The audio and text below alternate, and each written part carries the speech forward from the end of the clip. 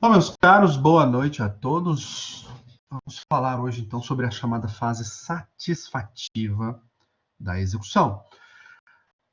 Nós vimos então que nós estamos trabalhando então a execução por quantia certa contra devedor solvente e fundada em título extrajudicial, que está previsto lá no título próprio, né? É o título, deixa eu ver aqui, título 2, que fala das diversas espécies de execução, né? No livro 2, o livro 2 ele é específico sobre o processo de execução, e o título 2 fala das diversas espécies de execução. E nós estamos tratando especificamente, então, sobre a execução por quantia. E a execução por quantia, então, nós já falamos sobre fase postulatória, que é a petição inicial, a citação, arresto executivo, posturas do devedor. Falamos, isso é tudo a matéria que vai ser objeto da nossa revisão, em matéria da nossa prova. Falamos sobre penhora, né? Ainda tem alguns temas de penhora que eu vou trabalhar com vocês, que hoje eu estou providenciando a gravação. Essa semana ainda eu mando para vocês. Avaliação, e falamos sobre a expropriação. Na expropriação, nós falamos sobre a adjudicação, sobre a alienação particular e a alienação pública. Então, o último ato, está faltando uma aula sobre penhora de créditos. Então, penhora sobre rendimentos, melhor dizendo. E crédito também. Então, essa aula eu vou ver se eu mando até depois da manhã para vocês. E, por fim, então, esse procedimento executivo, ele termina com um pagamento, não é? Que é o grande propósito. Não estou falando de execução por obrigação de pagar. Então, obviamente, o que se busca, né, o propósito aqui, é justamente, então, o adimplemento obrigacional, o pagamento. Então, os bens são expropriados para que propiciem a satisfação do crédito do credor exequente. Então, é disso que nós vamos falar na aula de hoje. É uma aula relativamente curta, tá bom? Então, o grosso era aquilo que nós já trabalhamos. Então, vamos lá. Primeiramente, então, a satisfação do crédito, né, ela se dá, então, com a entrega do dinheiro, que é isso que se busca uma execução por quantia.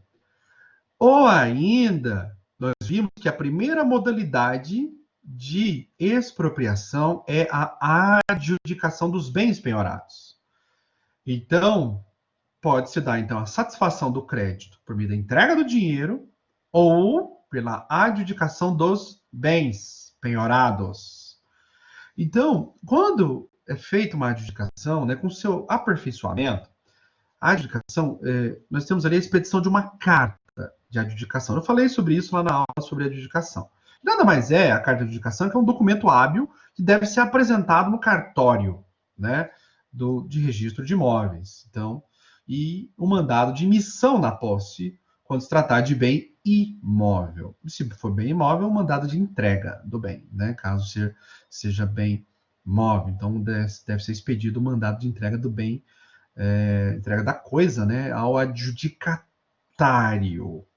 Então, depois se dê uma olhada no artigo 877, parágrafo 1º do Código de Processo Civil. E essa carta de adjudicação, que ela só é expedida para bens imóveis, ela vai conter, então, a descrição do bem, né, com a indicação da matrícula, registros. Então, além da cópia do auto de adjudicação e, cuidado, prova da quitação do imposto de transmissão. Então, isso é muito importante, né, aqui no processo de execução. Então, o aperfeiçoamento ele vai se dar também com, deve haver a comprovação do pagamento do imposto de transmissão. Eu falei também sobre isso lá na alienação pública, ok? Cuidado, na aula de alienação pública eu falei também sobre isso. Então, obviamente que só há o aperfeiçoamento, né, só há só se é considerada perfeita e acabada, né, essa transmissão do bem, essa expropriação, melhor dizendo, com também o pagamento do tributo, tá? Imposto de transmissão. Pois bem, então, falado aqui então sobre a adjudicação, que é a primeira modalidade de expropriação, então vamos falar sobre a satisfação do crédito por meio da entrega do dinheiro.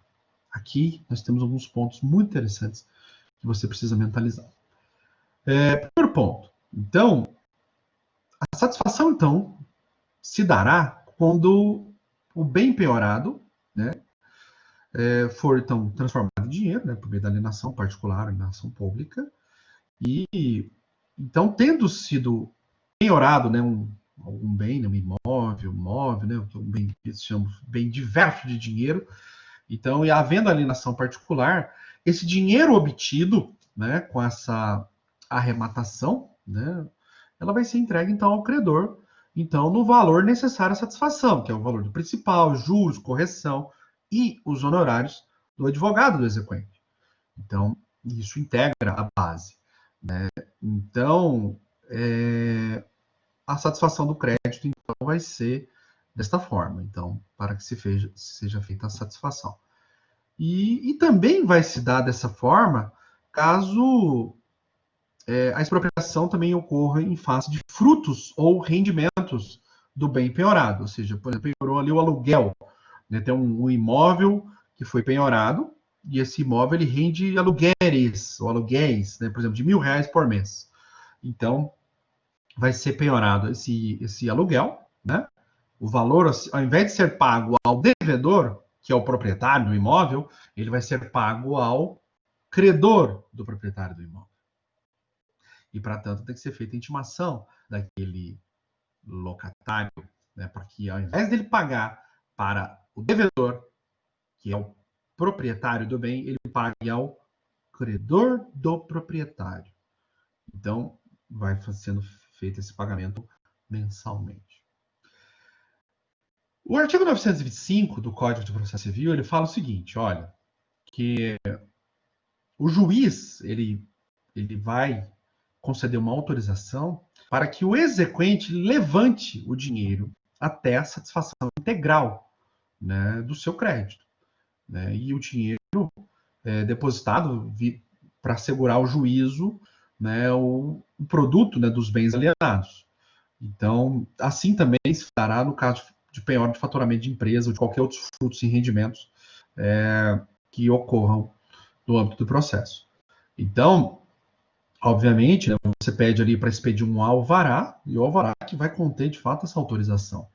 Né? Então, ela vai se dar essa autorização quando a execução for movida em benefício, né, do exequente sozinho, falando, né, que chama de singular. Né, ou a quem, né, por força da penhora, tiver o direito de preferência sobre os bens penhorados ou expropriados. Lembrando a vocês que quem penhora primeiro tem direito de preferência. Lembra dos efeitos da penhora? Um dos efeitos da penhora é o direito de preferência, não é? Então é muito interessante essa perspectiva que você precisa mentalizar. E olha só, nós temos também um concurso, né, de preferência que eu já vou comentar sobre isso. Porque nós temos credores que têm privilégios, né, ou preferências que são instituídos anteriormente à penhora. Então, eu já vou comentar sobre isso. Só estou seguindo aqui o Código de Processo Civil. E já vou comentar. Então, caso a penhora tenha, no caso de ter penhorado um bem diverso de dinheiro, e esse tivesse sido transformado, então, em pecúnia, né, nós vamos, então, propiciar, então, o pagamento desses diversos credores.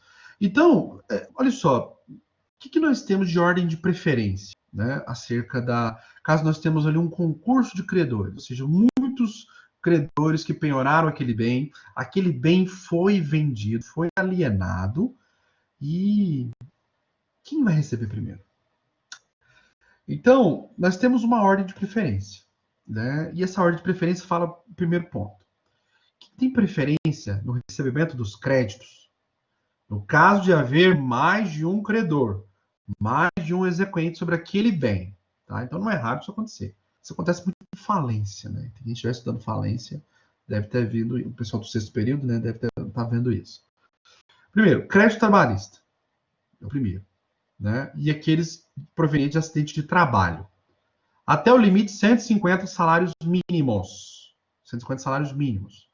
Então, esse é o que está em primeiro plano. O titular de crédito real, até o limite, obviamente, do bem gravado, né? Do limite do valor ali constante no gravame. Então, é o que está em segundo lugar. Por exemplo, o credor de uma hipoteca, né? Ele está em segundo lugar. O crédito tributário está em terceiro lugar, né? Então, e obviamente, se tiver mais de uma incidência tributária, por exemplo, está devendo tributo de competência da União, tributo de competência dos estados, do Distrito Federal ou dos municípios, né? Então, em primeiro lugar, quem recebe? A União. Segundo lugar, os estados, né, e Distrito Federal, né, conjuntamente, né, em pé de igualdade. Em terceiro, os municípios. Então, olha só, no concurso de credores, os tributos estão em terceiro lugar e os municípios recebem em terceiro lugar. Então, porque primeiro é a União, depois os estados, né, Distrito Federal, e depois os municípios, ok? Então, é interessante essa perspectiva. E depois, em quarto lugar, então, nós estamos falando de crédito trabalhista, crédito direito real, crédito tributário e, em quarto lugar, os créditos com chamado privilégio real, que são aqueles que estão previstos no artigo 964 do Código Civil. Depois vocês deem uma olhada lá, o privilégio especial. E tem também o chamado crédito de privilégio geral. Então, é muito interessante que está em quinto lugar. Então, os créditos com privilégio tem o privilégio especial, está em quarto lugar, privilégio geral em quinto lugar. Privilégio especial é o artigo 964 do Código Civil. Dê uma olhada lá, que confere lá, por exemplo, direito de retenção, né? Então, é muito interessante. E o crédito de privilégio geral estão previstos no artigo 965. Então, que seria o quê? Por exemplo, obrigações, né, assumidas pelo devedor durante uma recuperação judicial, por exemplo, está ali no chamado privilégio geral. Então, dê uma lida no artigo 965 do Código Civil. Em sexto lugar, olha só, sexto lugar, nós teremos os créditos quirografários. O que são os créditos quirografários? É o titular do cheque, da promissória, duplicata, né? Enfim. Então, esses são os chamados quirografários. Estão em sexto lugar. Então, e por exclusão, né? Então, o quirografário, bem na verdade, é por exclusão. É tudo aquilo que não for trabalhista, não for tributário, não for direito real, não for com privilégio geral, não for privilégio especial, privilégio geral, é quirografário. Ok?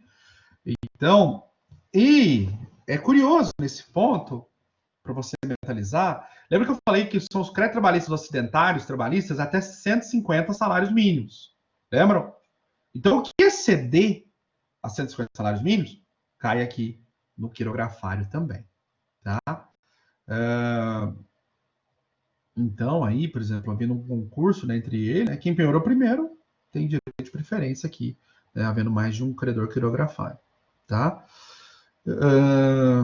E em sétimo lugar, multas contratuais e eventuais penas pecuniárias por infração, por exemplo, a leis penais, a leis administrativas, né, ou multas tributárias.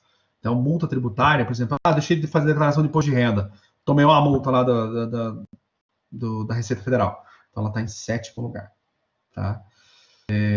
Multas contratuais, né, por exemplo, cláusula penal, enfim. Penas, né, por infrações a leis penais também está aqui, ou administrativo. Então, é interessante esse concurso de credores. Então,